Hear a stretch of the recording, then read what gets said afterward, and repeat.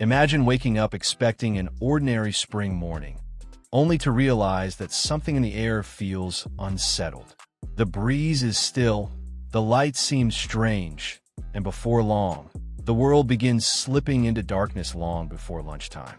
Not because of an eclipse, not because of a storm, but because for several terrifying hours, the sun itself simply vanished. This isn't a legend crafted to scare children. This happened on May 19, 1780, a day New England would never forget. A day when thousands looked to the sky and believed that time itself had run out. The morning began with unease. Animals behaved strangely, as if they sensed something humans couldn't. Dogs whined for no reason. Cattle paced restlessly. Roosters crowed at odd hours, confused by a dawn that didn't feel quite right. A sickly yellow haze crept across the horizon, thick enough that people later said the sun looked stained like blood behind smoke. It was a sunrise that didn't feel alive but sick.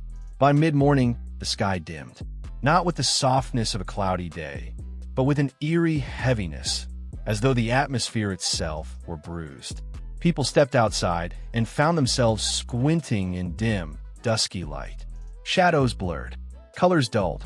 It felt like walking through the edge of a dream, or the opening of a storm that refused to form. The darkness wasn't descending naturally, it was swallowing the world. In towns across Massachusetts, Connecticut, and New Hampshire, the same fear spread like a cold breath on the back of the neck. By around 11 a.m., daylight collapsed completely. Shadows disappeared. Lamps glowed faintly on street corners. Birds stopped singing mid-song. Farmers dropped their tools and ran home. It wasn't just dark, it was wrong. One witness wrote, "It was as if midnight fell at noon."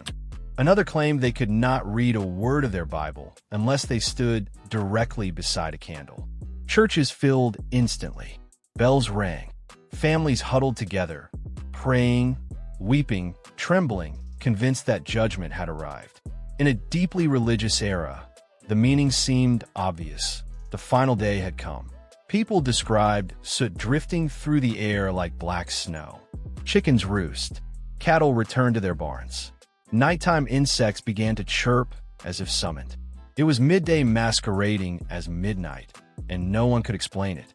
For hours, the darkness refused to lift. Afternoon felt indistinguishable from night. Every minute stretched under a sky that seemed to have collapsed.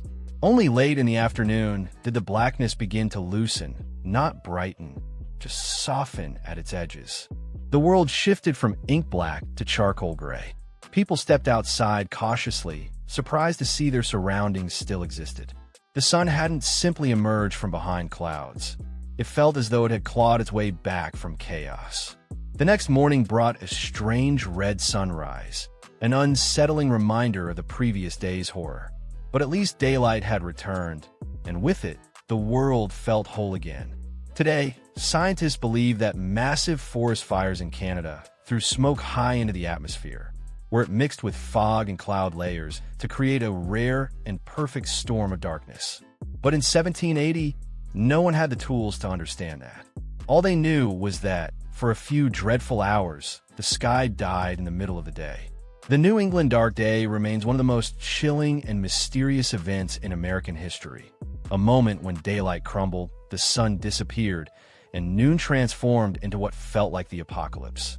Afterward, finally,